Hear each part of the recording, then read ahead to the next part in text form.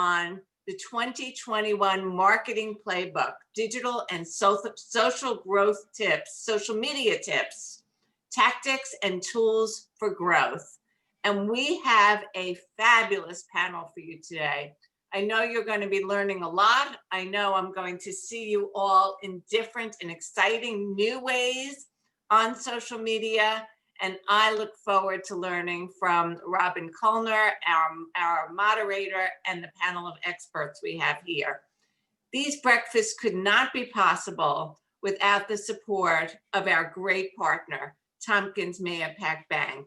And it's my pleasure now to introduce Matt Farrell, Vice President, Commercial Relationship Manager for Tompkins Mahopac Bank. Matt? Thank you so much, Marsha. Thank you, everyone, for having us here today. My name is Matthew Farrell. I'm one of the commercial loan officers for Tompkins Mahopac Bank. If you were able to attend our last Power Breakfast, our Senior Vice President, Dave D'Amelia, expressed how thrilled we were to be back in this setting after a brief hiatus with the Power Breakfast. So we're really happy to be back. And looking forward to sponsoring this event again today, like we normally do.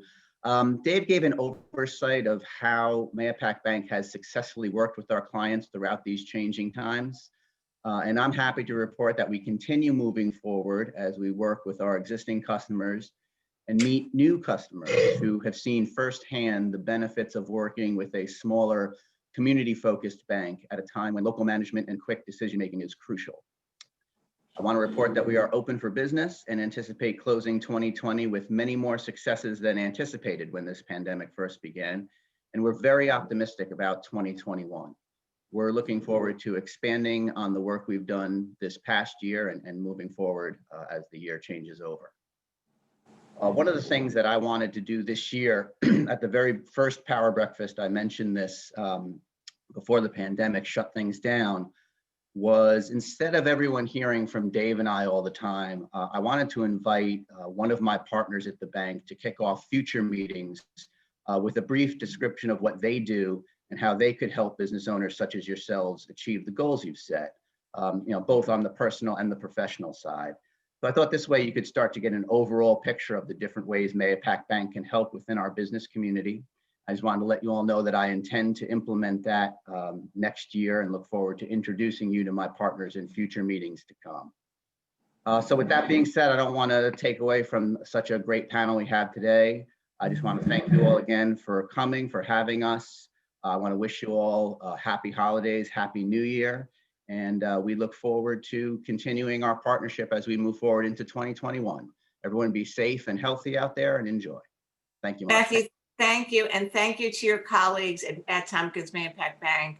I will tell you, I know for a fact, especially in the days of the pandemic and PPP and all of those things which caused confusion, that as a community bank, Tompkins Mahopac Bank was there to help not only your clients, but others in the business community. So you all have our great gratitude.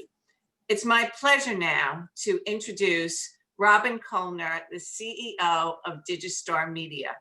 As the founder and CEO of the award-winning marketing agency Digistar Media, Robin is dedicated to helping businesses, professionals, and organizations drive traffic to their websites, improve their brand reputations, acquire and retain customers, and attract leads using digital and social media marketing techniques. In addition to working with over 100 leading consumer, hospitality, and retail brands, Robin has coached professional service providers in every industry to leverage social media to attract new business, promote their personal brands, and implement successful integrated marketing programs. Clients call Robin their critical go-to online partner. Many Westchester professionals have also taken Robin's popular social media classes at Fordham University or attended one of her many marketing workshops for the BCW. Welcome back, Robin Colner. Thank you, Marsha. It's terrific to be here. And I'm super excited to introduce everyone to our panelists. we all spent a lot of time and energy putting together a panel of experts from a variety of businesses and organizations. So I'm sure that each of you attending will be able to gain actionable tips to help you grow your business in 2021. To my right on the screen is Cindy Catteson, Director of Marketing and Communications for Orthopedic and Neurosurgery Specialists. We commonly call them ONS. Cindy Catterson's digital strategy uses online marketing channels, including paid, owned, and earned media to achieve patient acquisition and brand awareness for the 25 specially trained orthopedic and spine physicians, physical therapy centers, and ancillary services available at the practice's now 3 locations, Harrison, New York, Greenwich, and Stanford. And I've been to all 3. Then I'd like to introduce Cara Mack, founder and CEO of Cara Mack Shoes. Those of us who are lucky enough to own them are definitely in fashion and look terrific and feel comfortable. Cara studied fashion design at FIT and spent her professional life as an apparel designer specializing in knitwear. After 25 years, she realized it was time to apply her skills and experience to solving a problem that she and many women experience every day. That famous, I have a million things to do today and I need a shoe that can work in all those circumstances. Cara Mack Shoes was launched in 2015. Next to Cara is Tim Shea, the Director of E-commerce Marketing for Kane 11 Socks Company. Tim is the Director of E-commerce Marketing and he's responsible for the execution of the digital media initiatives such as paid social and email campaigns for what I believe is an example of a great industry trailblazer, socks that come in individual sizes with perfect fit and comfort. Next is Ray Wilcox, who's the Executive Director of Yonkers Art. Ray is Yonkers Arts. Ray is a brand strategist and marketing professional who has excelled in community engagement and social influence. Ray was able to integrate experiences that he gained from working for many years in corporate America in lots of marketing jobs to now enhance the awareness and outreach of grassroots communities organizations. So for over a decade, Yonkers Arts has been dedicated to promoting local artists, art, and cultural organizations throughout the city of Yonkers, including offering classes, workshops, performances, and events. Stephanie Williams is the Vice President of Marketing for Houlihan Lawrence. Stephanie is responsible for all the branding and marketing initiatives for the #1 real estate company in our area. Williams joined Houlihan Lawrence in 2018, first serving as the head of digital, and prior to that, spent nearly 10 years at Goldman Sachs as the Vice President of Brand and Content Strategy. Thank you all for serving on this panel. I know you will find their insights to be incredibly valuable. Just as an explanation of our format, I'm going to be asking questions and then I'm going to actually call on 2 or 3 of the panelists to answer them. While we'd love to have all 5 be able to join in, we've got a lot of ground to cover in a short period of time. And then we'll have a period of time for questions and answers at the end. So as we know, this pandemic has caused every business and organization to change the way it acquires and communicates with its customers, its patients, its donors, its supporters, its prospects. So what changes have you made to your company's digital presence over the past few months to support your business objectives? I'm going to start with Cindy, as the healthcare industry is so vital to all of us today. Got to unmute. I'm thrilled to be here, and I imagine Robin's not the only one who have seen doctors at ONS. You know how great they are, and they are committed to giving back to the community. In the old pre-COVID days, that took the shape of being team physicians for local high schools in Westchester and Fairfield. We sponsor a lot of youth sports organizations, and they give seminars to parent groups, senior centers, community organizations. But needless to say, all those in-person events came to a halt when COVID came around. So my challenge was how to keep the doctors top of mind and present value to members of our community. So in June, I launched a webinar series where doctors would speak on a single topic, or we would do a panel discussion. And since June, we've done 23 of these webinars. We started first on Google Team, and now we're using Zoom. And there were 1,100 attendees for the 23 webinars. Then I posted them on YouTube and our website, and they have been viewed 1,900 times. So that's a total of 3,000 eyeballs seeing our doctors and hearing about their areas of expertise. They always open up for Q&A. They're very well received. So it works out to be 130 attendees for each webinar, which is more than we usually would get in an in-person event. Now, I had very modest expectations when we launched the program. I had no budget because COVID did a number on my budget as well. So I only marketed it through emails to past and current patients, social media, a couple of ads on Patch, and that was how I got the word out. The program has exceeded my expectations. So now I'm going to have it as a budget item for 2021 to see if we can broaden the reach and expand the doctors' reputations as authorities on their subjects. Perfect. We all know that at least in Westchester County, the real estate market is booming. However, for many months, none of us could look for houses, those that wanted to sell and those that wanted to buy. So Stephanie, what were you able to do to transform your business during this crazy time?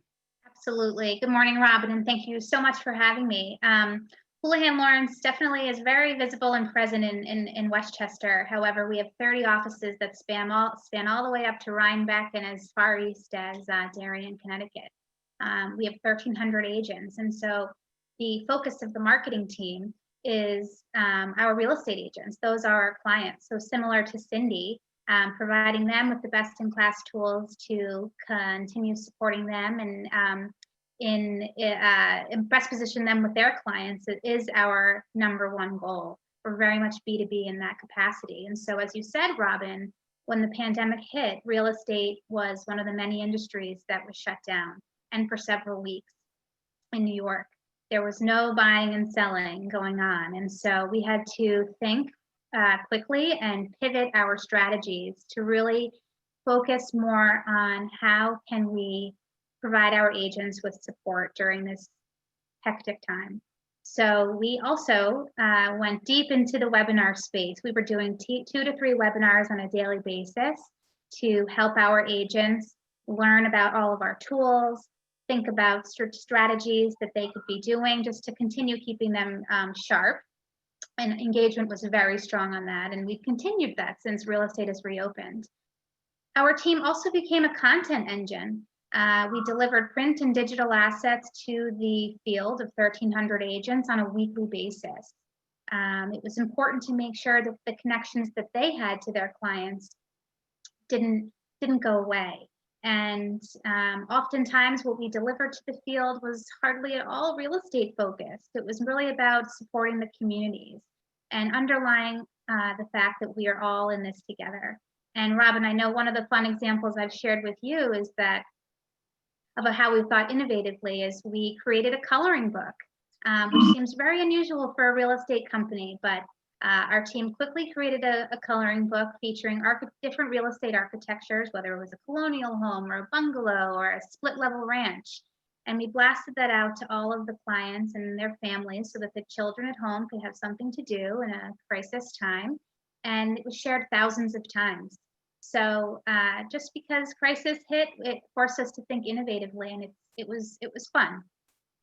That's a great example. And I even used it in an earlier BCW workshop because I thought it was such a wonderful showcase for how you don't have to always talk about your business, but you do always have to get into the mindset of your customers.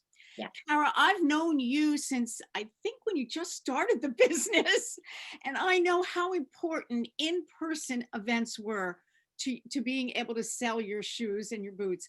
Can you tell us what you've been able to do now that you can't do those in-person events? Well, the funny part is today, as I sit here, I am in the Massachusetts Conference for Women, which is where I launched my business 5 years ago. So this was an event that was in Boston at the convention center, had huge keynote speakers. I think it was Hillary Clinton the first time I did it. And I would have a 10 by 10 booth. And during the breakout, I could fit women into the different shoes, take orders, and then ship them out when I got home. That doesn't happen anymore. So today I am on a digital platform where I actually have a booth online and customers can come by, they can have a chat with me. We could talk about their sizing, what type of foot they have, so on and so forth. I offer free round trip shipping, which I had not done in the past, to encourage somebody at least try, because footwear is not a one size fits all, obviously. So that's going on right now. I closed my boutique at the end of July, which I'm a product person. So I did have a brick and mortar, but I realized I didn't want to be there. And women didn't really want to walk in. We were very uncertain. The last thing anybody needed at that point was a pair of shoes. So I've changed what I'm doing to 100% digital, basically. And then, I've increased my email list. I started working with an influencer who happens to be a podiatrist in New York City, and she has a blog and everybody loves her and respects her for her opinion. So that's been a great partnership. I'm collaborating with other brands. So I supply the footwear, somebody supplies the outfit, somebody supplies the jewelry, and then we share on each other's social media platforms. And then I'm increasing my work with sustainability. So one of my goals for 2020 was to have a 100% recyclable and biodegradable boot. But unfortunately, the pandemic closed all the couriers at that time and the factories I was working with, but I'm on target. Wait, did I say 2021? I wanted to have it this past fall, but now I'm on target for 2021. Great, thank you. And you mentioned that some of these, that a lot of what you're doing is then amplified on social media. So when you're following social media, it seems that almost every other week there's a new platform or a new feature or a completely changed platform. And we've got messaging services integrated with video services, with TikTok, et cetera. So clearly it's important for consumer businesses as well as service businesses and nonprofits to develop and maintain a presence on one or more social media sites. So which sites do you maintain a presence on, and what tactics have helped you reach your goal? So Kara, I'm going to have you extend because I know you wanted to finish that thought and tell us what you've been able to do in terms of pivoting your business to be more active on social media. Okay, so by far for me, Facebook is number one in my book. 79% of referrals to my site, my website, come from Facebook. So I have a nice following. I like to post daily. I have a lot of fans who cheer me on and then they share, which is so important. If you ever see something that you like, share it with your friends. And I did want to add that I know that the next big thing coming up is video, and I've never been comfortable, let's put it that way, in front of a camera. So I am in the middle of a video masterclass because that is my objective again for 2021. Is I would love to create a digital strategy, whether it's through YouTube or I continue on my Facebook platform or even a little bit on Instagram. I personally do not do TikTok or Snapchat. I don't think that's within my demographic. My demographic is a little bit older, although very classy. And I will post on LinkedIn, for example, but never salesy. LinkedIn to me is a professional networking type of a situation. So. Well, Kara, you mentioned video, and Ray, I know that you've got a lot to talk about in terms of how you're able to leverage social media. So please share with us. Absolutely. But first off, again, thanks for having me. I feel blessed to be on this panel of such distinguished professionals. But yeah, I mean, when it comes to similar to what Cindy and Kara mentioned, a lot of our events were in-person events. And, you know, from showcasing local artists to doing just networking events to our festival here at the Carbon Mills Arts District. So again, we had to pivot as well. We believe that we still had, again, we're a town, we're a county of 250,000 people.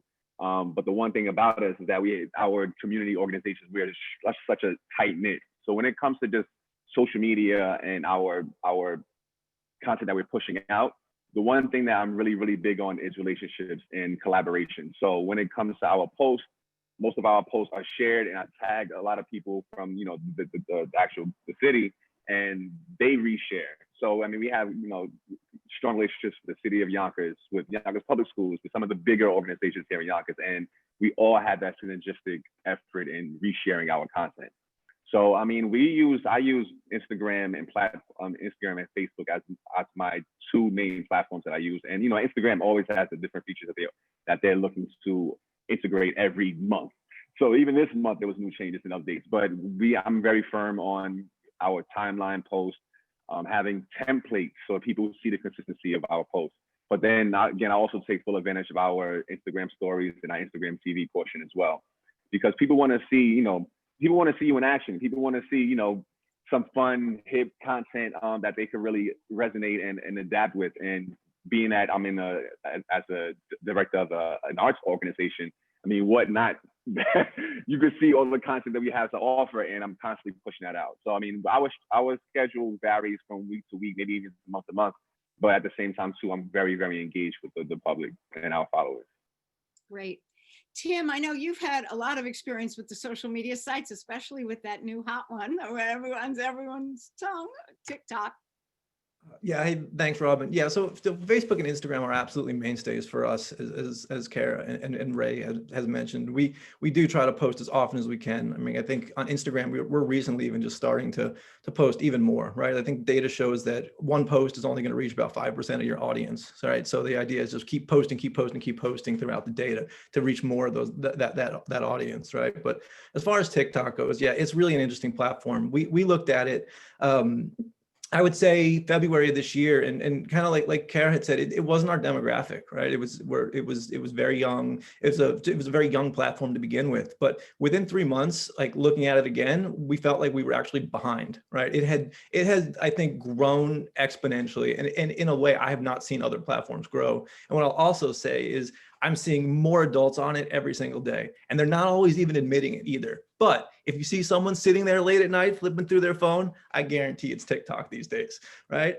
So because of that, like I think brands have an opportunity, right? Like the reason TikTok is really fun right now, I think, is because influencers have moved to that space to create new, really easy to consume types of content. And it is fresh. Like, listen, I rolled my eyes at it, but I am one of those people at night that sits there and like blows an hour and a half on TikTok, right?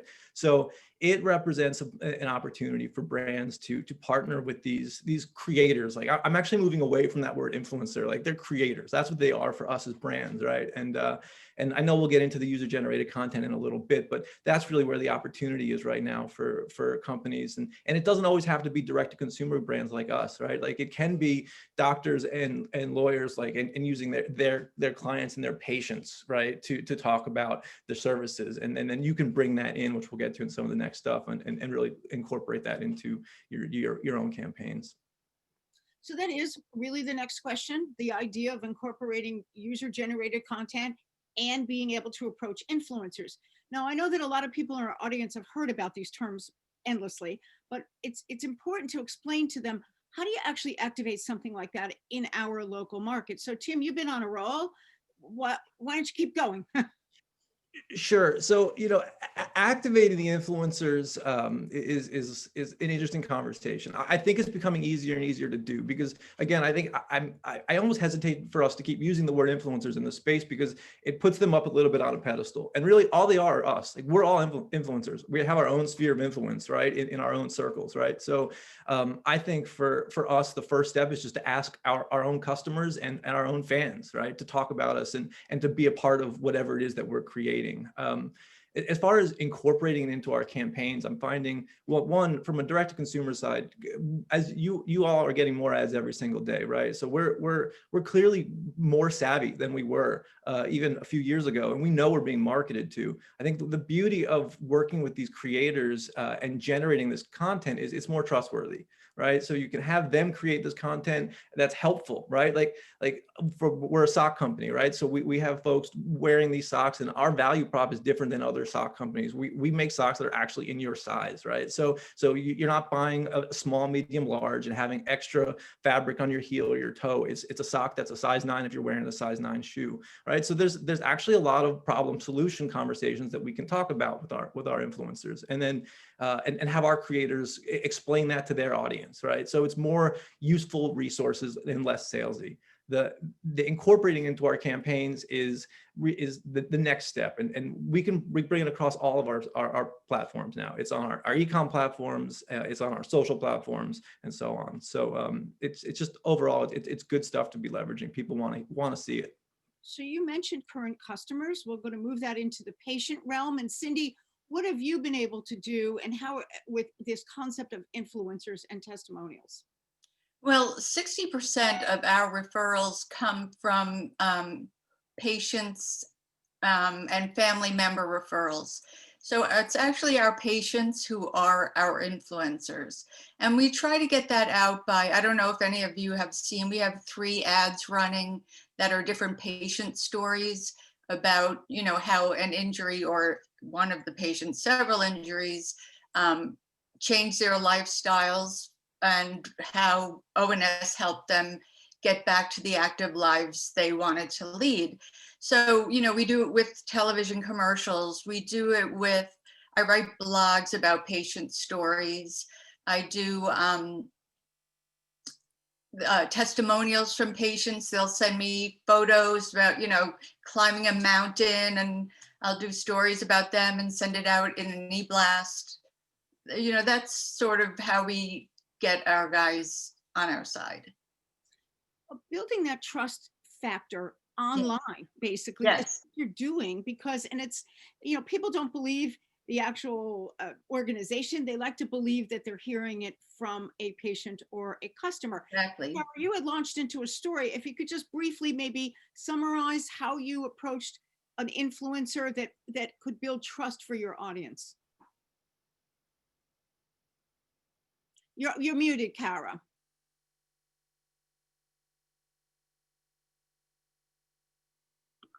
Sorry about that.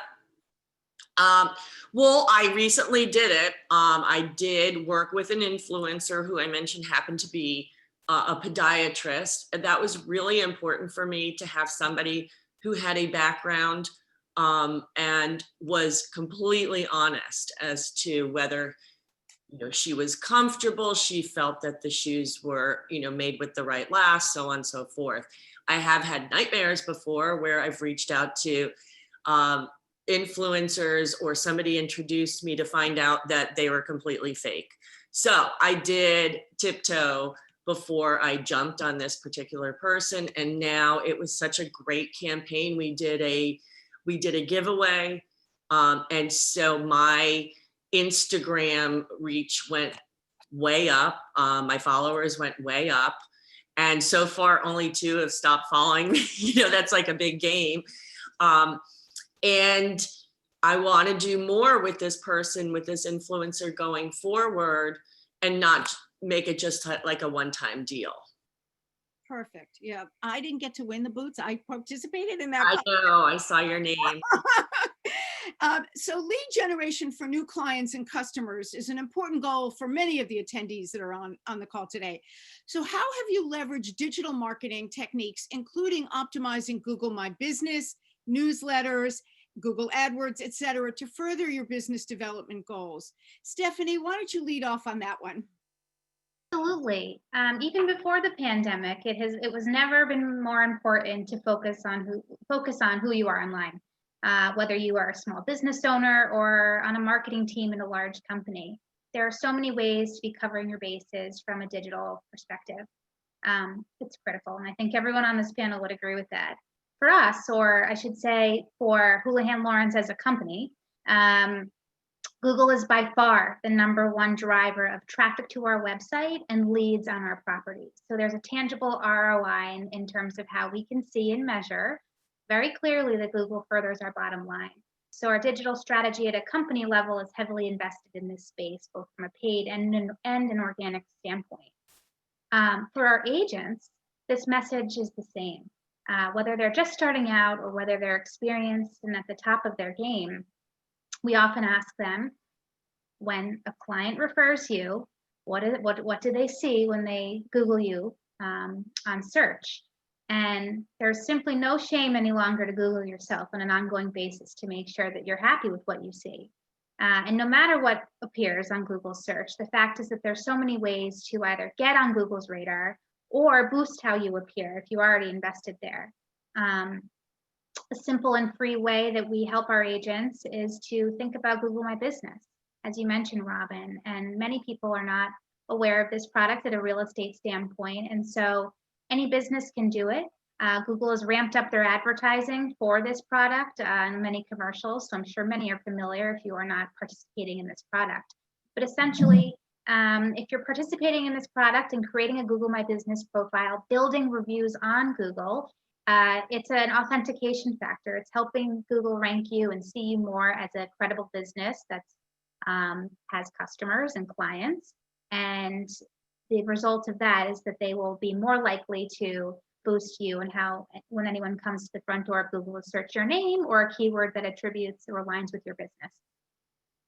Thank you. Cindy, I'm going to ask you if you have anything to add to that with respect to in that well, area. I second everything that she just said. I do want to say that you can't just build, I manage all the pages for all the physicians, and you cannot just create a Google My Business profile and walk away, because Google's always changing what it's putting emphasis on. Like right now, they want Google My Business pages to be posting regularly. And it's a big task. So you really have to culture your Google My Business profile and keep aware of the trends that Google is looking for to highlight you. We've done paid Google as well. The other thing that we've gotten results from is having profiles on Bing. Not a lot of people think about that, but we get a lot of referrals from the profiles we have up on Bing. That's perfect. So Cindy, you're leading us into the next question perfectly, which is that how do we use some of the paid advertising models that are available? We all know that the algorithms, or what we call the formulas that social media platforms use to determine the content that's going to be shown to members, have really changed the rules of the game, so that almost nothing is seen unless you put a paid media buy behind it.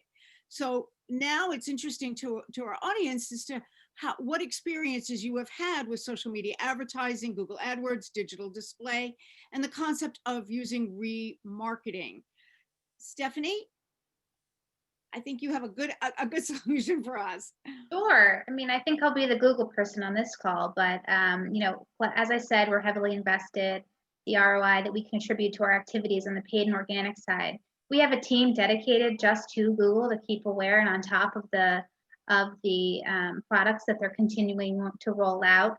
Cindy's absolutely right. There's so much that Google is changing, and it can be overwhelming to keep up. So that's something that we have to be honest with ourselves about.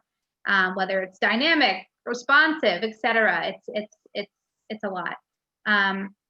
So what we do is we focus on the analytics. We test and we learn. So if we try something new that's rolled out, we make sure to, after a four-week cadence, to look in and see, is it driving business for us? And if not, we pivot and move away. So But as it relates to social media, I would say that's primarily a visibility driver for us. It's hard to generate leads on properties through social media. But from a real estate standpoint, there's many limitations to who and what and where we can target. This is the same for education and some of the financial categories. So we think differently and use social media ads primarily for retargeting. We leverage pixels, like many of you on this call likely do, to retarget an audience pool of people that we know have already demonstrated an interest in us or in real estate. And we're able to, create these audience pools so that if you were searching for a home in Larchmont, New York, we're able to retarget you on social media with properties in and around Larchmont, New York. And get around the limitations if you were to start from square one and boosting a social post. So that's been fun, and we see engagement levels usually 10 to 15% when we place ads through the retargeting options. It's very much lower in the funnel than if we were starting with just, as I said, square one. Thank you, Stephanie. Tim, as an e-commerce business, these areas are critical to you. Perhaps you can expound on some of what is worked effectively for you. Yeah, for sure. Thank you. Yeah. And Stephanie just kind of hit on some of the really core points. I think you have to start at the lower funnel, which in the retargeting component, especially with this audience, right? And while, yeah, pixels are great, it's also just as easy if you have an email list, just to upload your email list right into Facebook and run an ad into that audience, right? Via Facebook or Instagram.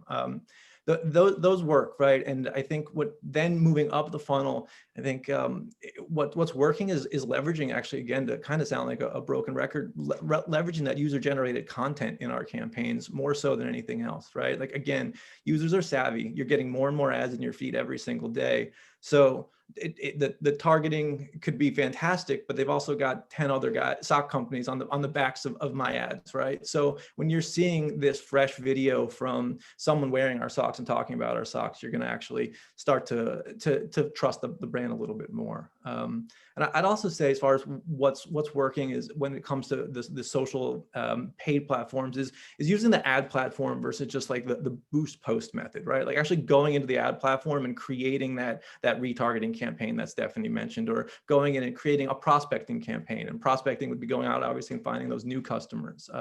And for this audience, I think it's also important to understand that Facebook's algorithm is getting smarter and smarter every day. So I'm finding for the local business and Main Street America, less targeting is actually better. Drop a pin in the town of Katonah, if that's the town you want to serve, and run an ad to it, right? Facebook will figure the rest out, and then use the beauty of retargeting to cull the herd, essentially, right? Like, and talk to the people that actually showed interest in that top of the funnel ad, and then you'll start to see a return and see some measurable results.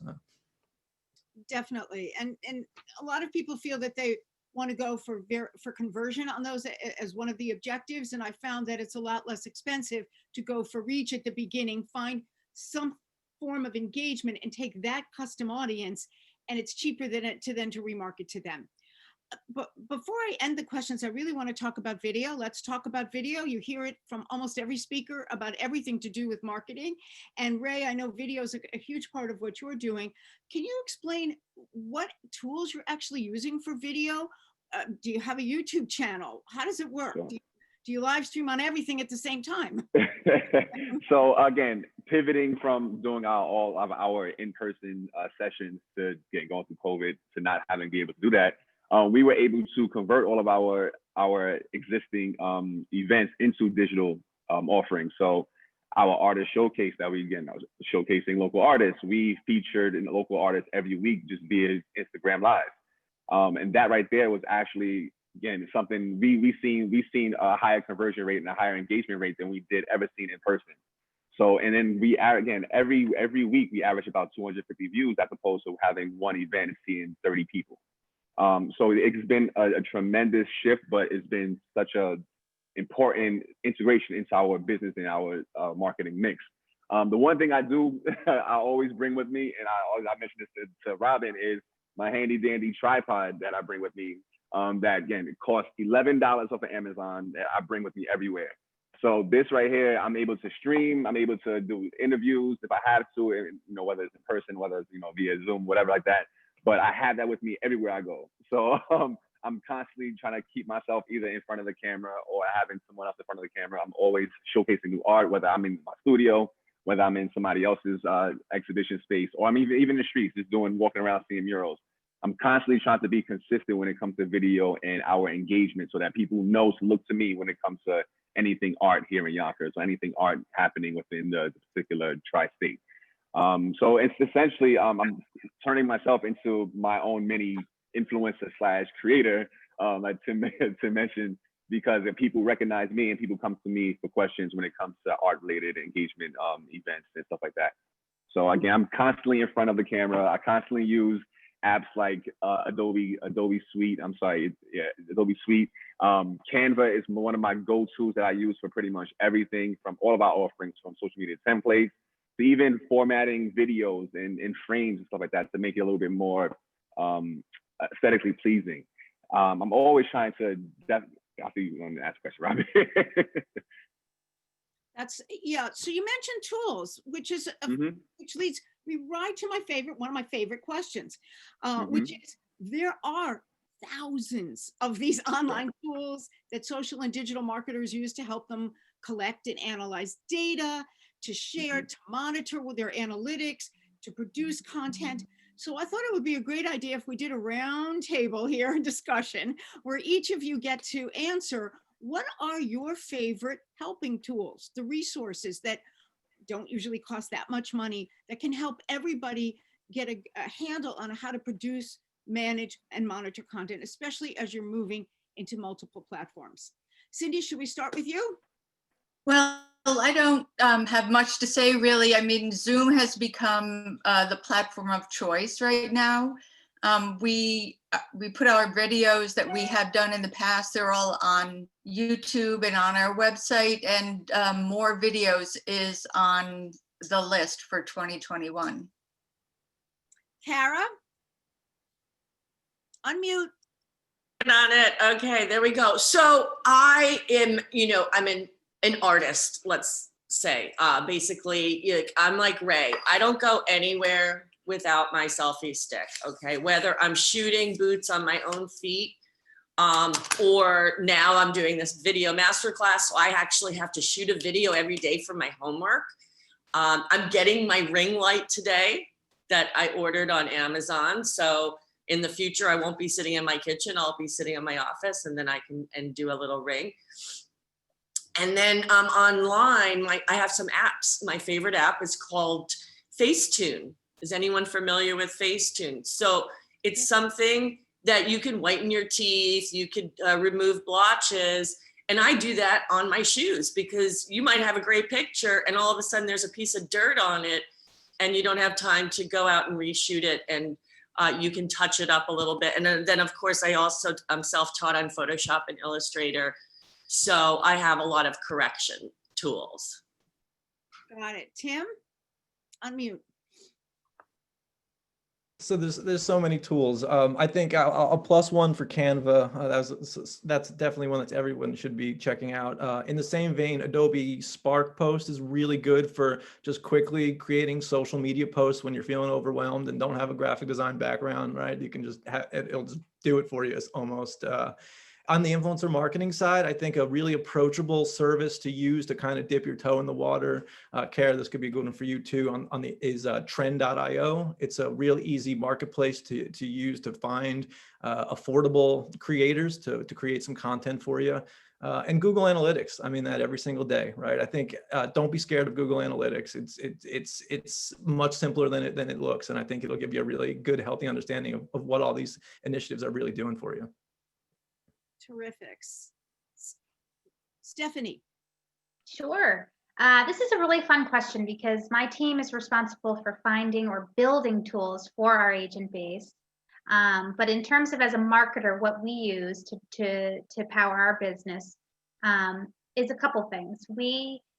Social media management is very important. So yes, that we use Hootsuite. We primarily use that for Facebook and Twitter. For Instagram, we love Later. Later is a great tool that for some reason doesn't condense the beautiful imagery of homes when they are, scheduled to post. And later also has a link in bio product associated with it. If you, I believe, if you pay to play. And so that's really a helpful tool to have if you are a business like us that has a website link that to drive people to learn more when you have an Instagram post. We all know how hard that is to create connectivity with URL links and Instagram. And then from an internal standpoint, it's worth sharing that from project management perspective, we use Monday and we love Monday.com. Our team is about 10, an army of 10 in terms of with designers and content creators and print and digital marketers. And so having a place that we can go to see from A to Z where projects stand and what needs to get done to get over the hurdle is really helpful for larger teams. Thank you so much. Ray, do you have anything that you thought of adding? I know you've got a lot of the video tools. Anything else for our graphic designers, social media distribution, anything like that? Sure. I mean, Adobe Premiere is definitely one of the platforms that I use for when it comes to my video. But I mean, iMovie serves just a great purpose as well when it comes to just quick editing for content and pushing it out. But yeah, when it comes to anything though, Canva. I sound like a commercial. I could try to be a salesperson for it, but Canva is definitely the way to go when it comes to just wanting to. Again, if you can't afford a graphic designer, there's millions of templates on that particular platform that you could use to integrate into your specific brand, and I think it's genius. So again, I stopped using all of my other platforms when it comes to like my presentation stuff, and I just use Canva. Got it. So what everybody's saying, by the way, I know that this is a very important question. So what I did was I assembled a list of tools, suggestions from our panelists, and I've added some that I often use with clients, and I gave them to Amanda so she can post them in the chat so that you can have this laundry list of graphic design tools. There's also live streaming tools. For example, I know Amanda was working on having this live stream on Facebook, and that can sometimes be glitchy. So Ecamm, BeLive, those are the kinds of cloud-based software platforms that are critical. And Kara, you might be learning this in your video production class as well. That, as the world gets more complex, we need to kind of up our game a little bit. And in fact, a lot of the social media distribution platforms didn't work initially very well with Instagram, which many of you know. And so they had Instagram specific ones like, Later, Planoly, things like that, Pinterest, Tailwind. And so there's a list that we'll provide for you. Now, before we turn to the Q&A, because I see there are quite a few questions that are coming in, I'd like to have it would really be great if each of you could provide your key takeaways for how everyone in our audience can really improve their digital and social media marketing activities in 2021. And you can, throw in what you think your best initiative is, or just give suggestions. So we'll go the round robin, but we'll start with Stephanie. Sure. I think now more than ever, it's critically important to be thinking about how you are or can continue to bring your in-person relationships online. And I love that this call has content creators on it. I'm definitely bringing a different perspective for the content creators or the small business owners or real estate agents who are basically the CEO of their own company. Digitizing your relationships and then nurturing your spheres on an ongoing cadence is critically important to remain top of mind. That's what we're really focused on at Houlihan Lawrence for our team. But also making sure that it's within channels on digital that are authentic to you. We get a lot of people overwhelmed of, should I be on social? Should I be on e-newsletters? Should I be here? It's like, you just can't do it all. And it would be silly for anyone to do it. So identifying and have a little bit of a kumbaya with yourself of what is the channel that's most authentic to me on digital? Is it email? Is it newsletters? Is it social media? There's lots of different ways that you can build your business. No one can be everywhere. And a simple way to start is perhaps we're starting to recycle any of reviews that you receive, whether verbal, via email, maybe it's on a website. Get it out there. If people put testimonials on social media, think about how the content that's coming in about your business already or yourself as a content creator, how can you amplify that on digital channels? That's a really important space. Terrific. Kara. Okay, I'm going to say that, and this was like a quick turn because this was based on a conversation I had with you and Tim and everybody else, but I'm going to say video. Video is the number one, it's not a platform, but what would you call it? The way to get your point across going forward. In fact, the statistics say that 79% of people will buy something if you show them a video as opposed to just a picture. And then when you shoot your videos, be authentic, don't be salesy. And when you're speaking with somebody, you're not speaking to them. So pretend you have one person out there who is your key customer, your demographic. Have a conversation with that person and keep it real. Got it. Tim. Yeah, so I think Stephanie and Kara actually just made some really good points. And so what I will do to piggyback on that is I will say that I think you have to be consistent, right? Like pick that channel and just stick with it. Don't get discouraged. I do agree, like video is king right now, right? But I think just stick with something, right? And the other main takeaway I have when I was looking at this list earlier was, grow your list, right? Because no matter how much great content you build, if you don't focus on having that list, and emails are still the most valuable, right? Like always be thinking about growing that list. So as you're building this fantastic content and you have something to talk to them about, you can get right into their inbox. And also maybe think about SMS because that's becoming a real big thing. So Fantastic. Ray, I don't want to leave. Ray, and then Cindy. Sorry, my internet may be a little janky, but I think some of the biggest takeaways when it comes to just your marketing offerings is just being, like Tim said, being consistent. Understanding your marketplace, understanding or putting it out there that your brand is consistent and people could see that particular offering and know it's you. I also feel it's very important to establish relationships and collaboration so that you're not doing everything yourself. So that, again, if one particular person is specializing or has a particular following that is extensive, more than yours, look to work with them. You can't do everything yourself. Relationships are so valuable when it comes to anything, but marketing especially, in enhancing your messaging. Got it. Cindy, did I leave you out? Well, I'll piggyback on what everyone else has said. I agree with that. I also think the one thing we've learned this year is to be ready to pivot, even if you have never used a platform before. You can learn anything on Google. I learned how to write HTML on Google. So, everything pretty much for me is self-taught, and don't be afraid. Don't let it, if it seems like it's too big to understand, it really isn't. So don't give up, try new things. And everything has analytics. You can look on Facebook and see what kind of engagement you're getting. You can look on Google My Business and see what's going on. You can look at Google Analytics and see how your website is doing. So just try new things and don't be afraid, and ask people for help. I've learned a lot on this webinar. There you go. I've been taking notes all around. Thank you. Okay, it's time now to take some questions. Amanda, I'm going to give it a shot, if that's okay, Amanda and Marsha, or did you want to ask? There were some questions coming in about influencer marketing. How do you structure it? What should you do?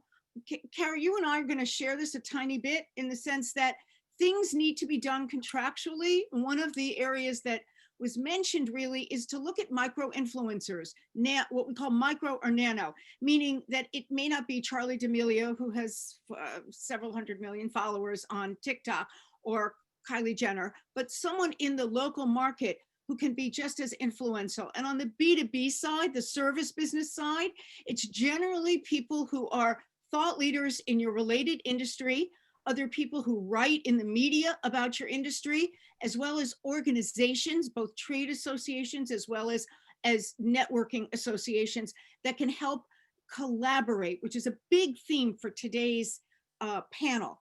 how to create those relationships so that one person can help another person. And social and digital, social media especially, is very much relationship driven. So make sure you have those contracts, because the influencers need to be, you actually have to say how long that post needs to stay up, because they'll take it down potentially if it's not on there. So all those things have to be ironed out. Let me look again at some additional questions. And there are, let's see, Google announced an update. Bear with me for just a second. How do you find helpers? I think what you're also recognizing is that the more platforms that you begin to create content for, while you can repurpose existing content, it's really important to also be able to have helpers produce it, even with video. I was going to video a little bit of myself today to add to a sizzle reel, and I couldn't get up from the chair because it would look wrong to be able to turn the video on because I didn't have a remote control. You need an extra partner, and that goes from getting a virtual assistant all the way up to a specialist, all the way up to someone outside in an agency format as well as inside. Okay, let me see. Give me two more seconds to read some more. We have a lot of people that are talking about platforms that are really helpful. Sprout Social, Buffer, those kinds of things, and that's really great as well. So thank you very much. Especially important for local businesses is Yelp, which many of us might forget about. Maintain profiles. Taryn Duff said, how do you schedule your time to get it all done? Use a calendar, and you get to work late at night. One of the wonderful things about social media is that they have all these scheduling tools so that no one knows that you're actually creating it at 3 in the morning, which sometimes we all have to do. Am I right? Let me just give a second. And Amanda, jump in, please, if you see a question that I missed.